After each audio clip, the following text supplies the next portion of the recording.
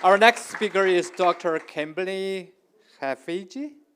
Uh, um, she is assistant professor of pediatrics and co-director of XR Pediatrics and the Yale Center for Immersive Technology in Pediatrics.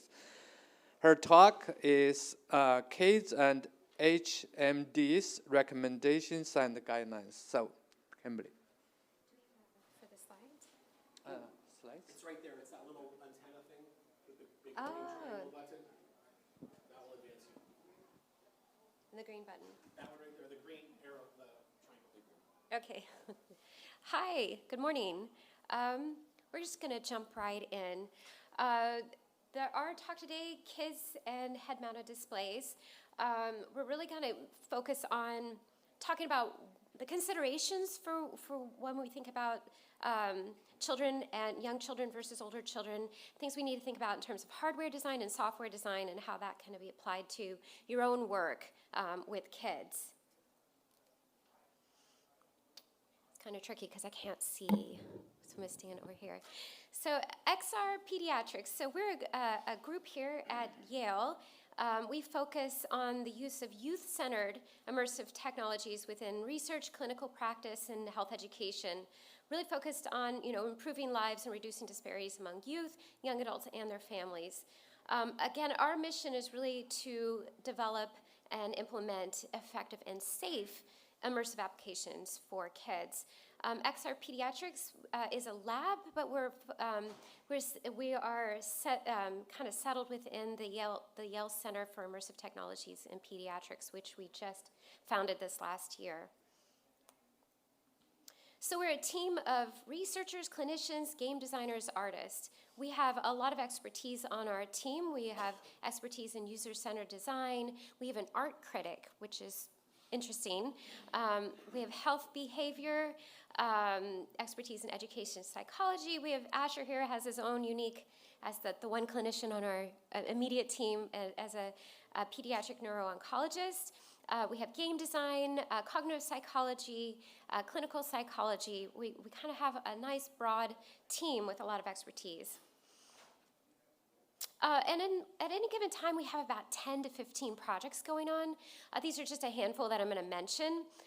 We have projects around use of social VR to do peer support groups and therapy with kids with teens and young adults with cancer.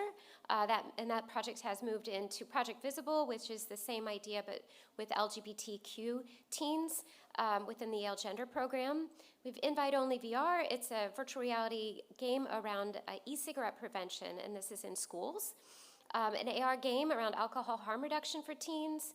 Rehashed, which is adapting the invite-only VR game to include marijuana vaping, which is a huge problem in Connecticut within schools, and emotion regulation, so a lot of DBT skill practice. We have a multiplayer game for HIV, STI prevention, healthy sexual health for teen girls. Debugged, this is funded by the CDC. It's around hand hygiene for NICU parents and phone disinfection. And then we also have kind of some projects that are kind of passion projects. This is mine. This is Year of Cicadas, a VR experience about grief and loss of a child over time. And again, we have a lot more, but we just don't have time to go through them. I'm going to hand it over to Asher. Also, just kind of, I'm going to set this up here. There's a lot of kids that we're going to show, and they're a hot mess in VR, but they are all kids from our team members. So we didn't without consent take pictures and show it. These are all kids from our lab. We own these kids.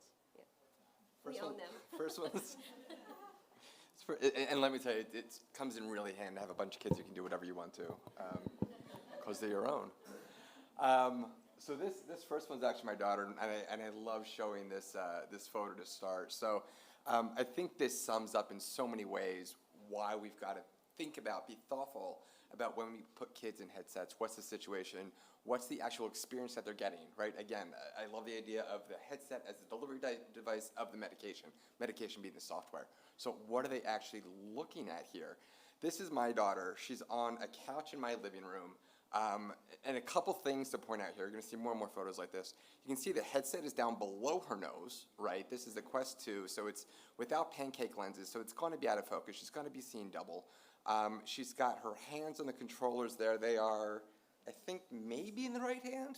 I know when we started they were in the right hand. At this point, who knows? But her fingers are not where they need to be. She can't reach the buttons.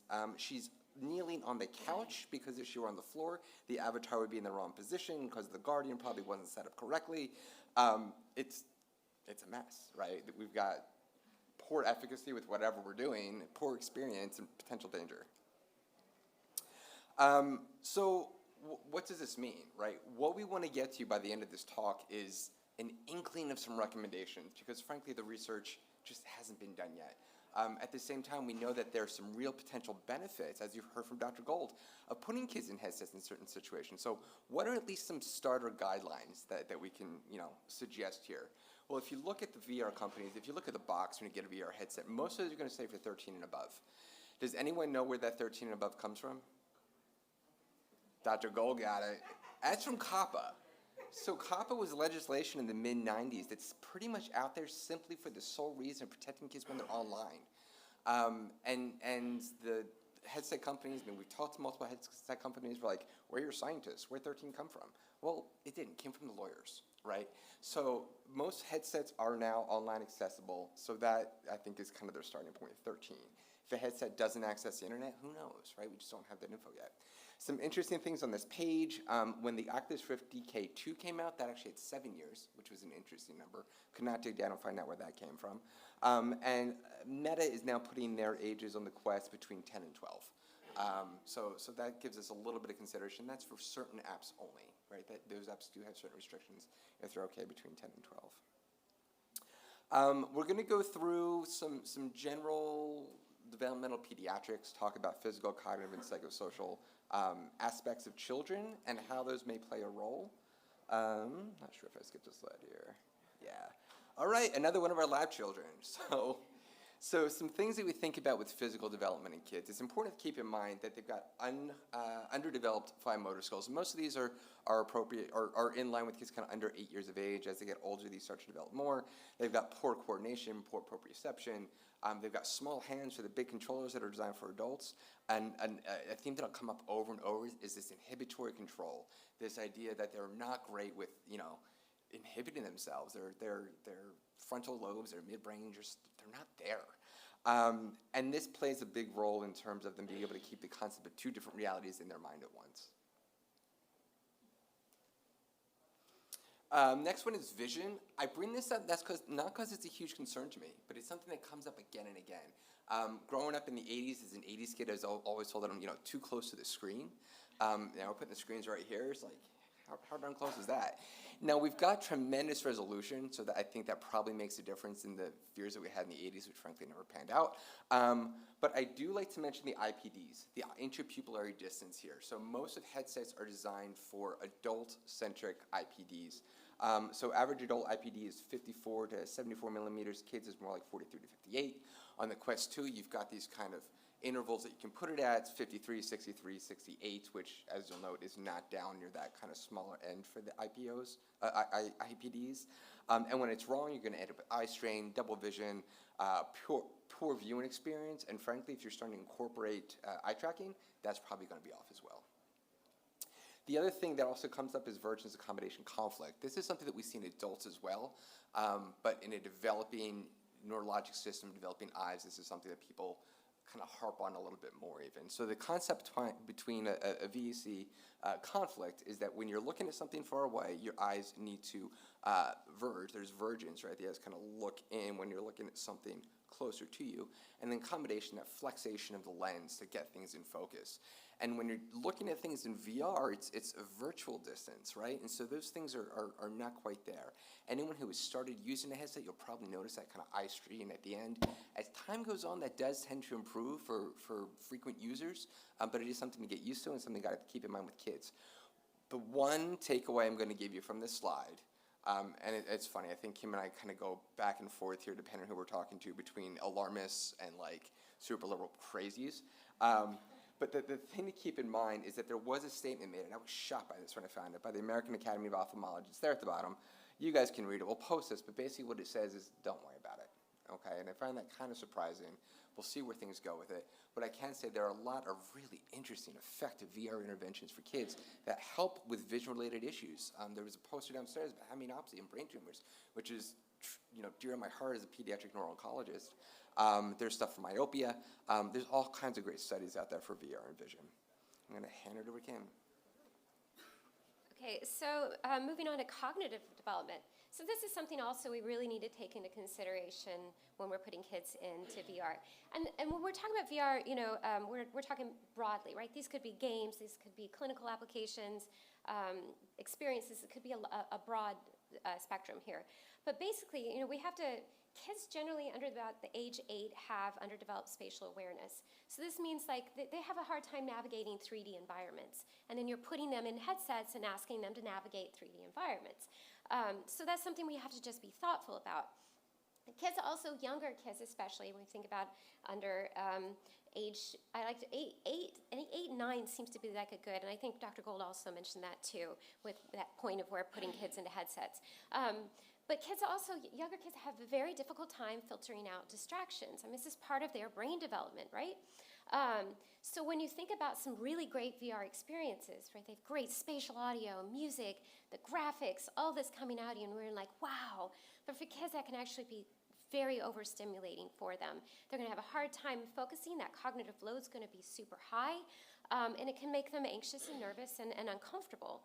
And kids, also your kids have a very difficult time distinguishing between what's real and virtual.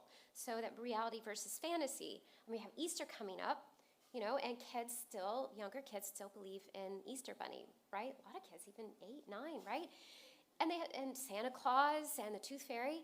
And then you're putting them in headsets and trying to make them understand that what they're seeing is not real. And then they take it off, and then there's reality. Us as adults, we have life experiences, we have life knowledge. I mean, we have so much that we've gained and learned that has kind of helped to influence our ability to understand and recognize what's real and not real, right? Kids don't have that, and we have to be very thoughtful of that. They're also highly influenced by positive and negative content. Again, as adults, we've learned along the way, hopefully, it's a hard time with Trump, but it's, to distinguish what's, good content, bad content. But kids are expecting us as adults that they're entrusting us with the content that we're giving them, that they can trust it, right? So that's a big responsibility. So this is something, in terms of cognitive development, things we need to think about. And hopefully this video will play. So, yeah, okay, so she's in the headset. It's the MetaQuest, it's the introduction with the robot. And she's like, nope.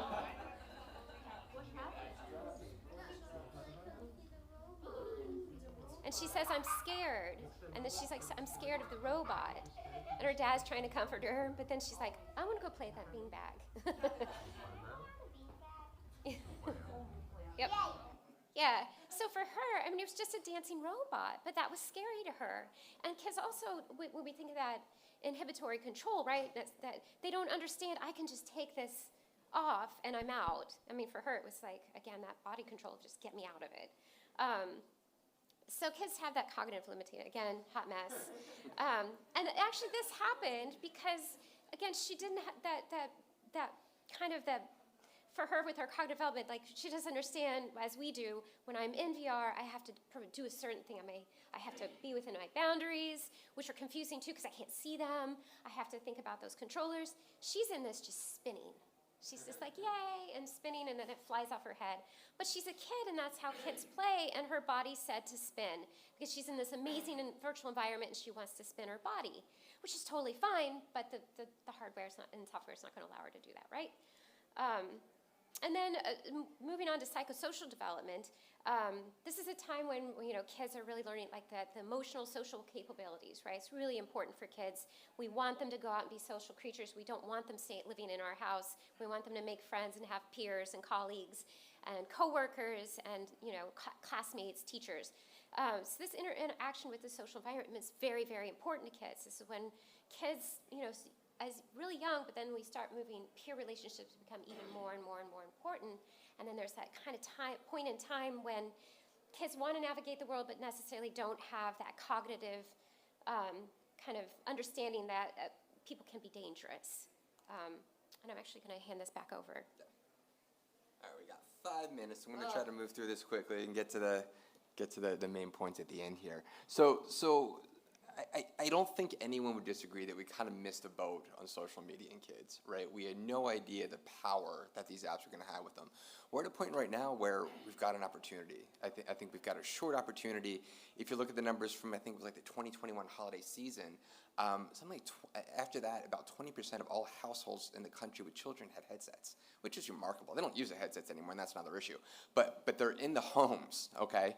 And so we've got an opportunity now to think about the things that become issues with social media: depression, anxiety, attention, privacy, bullying, fear of missing out. These are going to be exacerbated when children are immersed in environments with people that they think are actually there.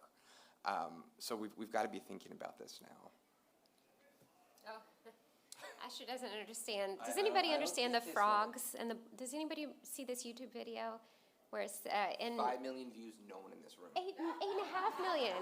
Anyway, it was basically, thank you, 5 minutes up. A young kid is in VR chat, and he's embodying Kermit the Frog, and he's young, he's like 12 or 13. Thank you, Susan. Of course Susan knows. And he's talking about how he gets bullied at school. So it's just like he just sits down with this older person, I think it's like a teen, that sits down, and he just opens his heart about how he's being bullied at school. VR chat is really important to him because he goes there and he's found his community and his people, and people are kind to him. And then they go back, and the beautiful thing is, like 2 years later, they interview him again, and the same Kermit the Frog in the same environment, and things have changed a lot for him. But it's just such a beautiful thing. Anyway, just the take home is that we are not naysayers. I mean, we are XR in pediatrics. Like, we love XR, and we think it's really powerful and has some amazing potential for kids and what it can do. But, and there's a lot of things, especially with this psychosocial, right? Social learning, we've shared experiences, relationships, skill development, self-expression. Like, we see that a lot with the work we do with LGBTQ teens and social VR, access to communities that maybe they don't get access to in their real world. But there are those negatives that we have to keep in mind. Just like we saw on social media, but these are kids are like way ahead of us, I think, in terms of when you put them in a headset. Parents can't see what's going on, right? There's privacy risks, negative psychosocial effects, from those intense experiences we talked about, cyberbullying, online predators. So kind of we have to consider both ends. All right, so considering all these things, considering what we know about the technology, what it can do, what we know about childhood development, these are our initial recommendations, and we're working with the group in AMXRA to really kind of flesh these out and get other opinions. Is that really? No, it's just on the screen. Yeah. So basically, for kids less than 6, we don't recommend it for all the reasons we already mentioned. That could change, and I think there are use cases where the benefits outweigh the risks. But as a general note, that's where we're going to put that. Ages 7 to 12, and you'll see the same thing, ages 13 to 17, we recommend limiting use for 20 to 30 minutes at a time. Frankly, this hasn't necessarily been our experience with the kids that we work with. We hit that 30-minute mark, we're like, let's get out. Like, no, let's keep going. So we'll see how that pans out. I think the longer that people use these headsets, the more used to it they'll be, the longer they can go. Generous borders or stationary experiences. So this goes in with those boundaries. When we set the boundaries, we make them extra large, and we make them extra small. And not only do we do that, but we kind of said, if there's a couch here, we give it an extra 5-6 feet. Extra experiences with limited distraction, cognitive load, as Kim mentioned. More is not always better, especially when it comes to kids. Developmentally appropriate content, I think, goes without saying. Privacy and parental settings enabled. This is something that Meta has finally done with Facebook about 4 or 5 months ago. Default settings are so important. People, especially kids, do not change their default privacy settings, and it's really, really important. So if we can do that for them before they even get in, we're kind of a step ahead here. And we recommend no social interactions for 7 and 12-year-olds. They just don't have the skills to navigate those safely.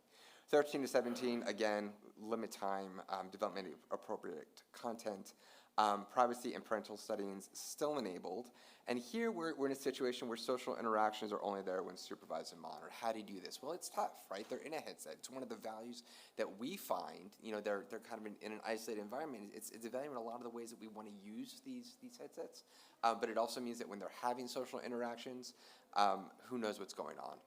So if you can cast that to a public TV in the house, it just kind of sets that boundary. It lets them know, like, somebody's watching. And then for hardware design considerations, I think the first kind of obvious, we need headsets and hand controls that fit kids if we're going to be doing this. There's also the potential for VR headsets without a screen. What does that mean? Well, we can still focus on the arm tracking, the body tracking, the hand tracking, the finger tracking. But we can also then provide kind of the output of that as spatial audio or other things like this. So getting creative. What is immersive? How immersive is enough? Thanks, Kim. Moving along. Avoid complete immersion. Does that mean we want more AR? Well, that brings up the question. If you've got a virtual person in a real room, is that even going to confuse more the issue of what is real and what is not? Open head-mounted display face interfaces like the MetaQuest Pro. There are some hacks for the Apple Vision Pro already where you can people have removed the facial interface to make that more open. Immersion without head-mounted displays, which I already mentioned. Kim's going to do the software thing. I promise we'll get off the stage. Yeah. Just really quickly, these are kind of things we've already talked about. In terms of software, think about when we think about kids with fine motor, right? Think about forgiving hitboxes, and that is what I mean, like when you're in VR, if kids, hitbox is about this, maybe kids need it to be this, right? In terms of reaching out and hitting things, interacting with the environment, maybe they need more generous space. Talk about the guardians, limit that cognitive load, make sure that there's not that multisensory overload. We want good content again, can be very thoughtful about the idea and be cautious around creating false memories. Easy casting, this happens already in MetaQuest, right? Parents can see on the phone what their kids are doing, that's important. And again, we talked about the default settings. So sorry, I wish we had more time. We could go on forever. But this is us, and a special thanks to the people listed here, including Susan Persky, who's in here, that are helping us. This is an ongoing project of ours, to try to get these kind of really in shape well, and we continue to talk to him. Maybe we would like to talk to Dr. Gold, too. So thank you. Thank you, Asher. Thank you, Kimberly. Wonderful work about, recommendations for guidelines and all those things. I do have questions for you.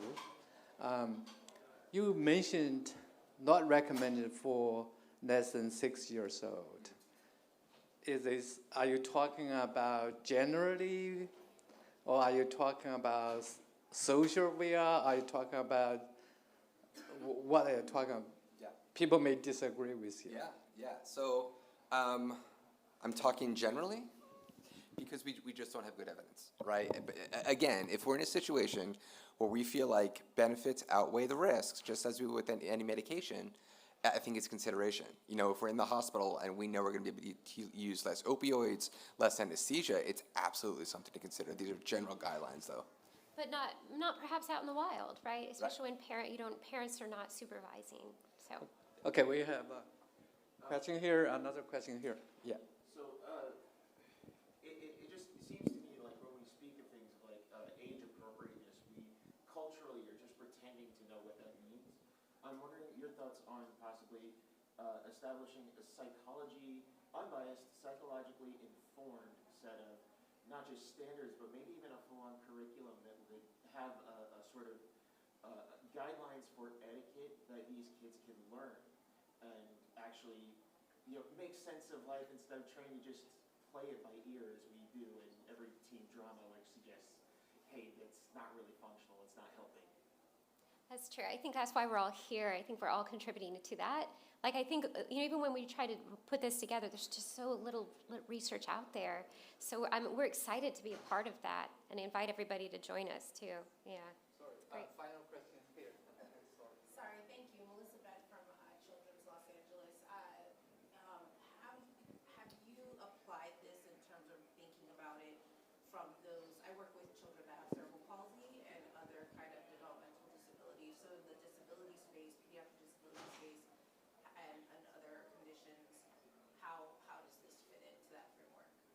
Oh, that's so great. That's like a whole other talk, because we do have to think about accessibility in many ways, right? And we see this even with schools. We're bringing this into schools, and you can't leave any kid out. So what does that mean when you can't put a kid in VR, or you have to adapt it? And we have to do those things and be thoughtful about it.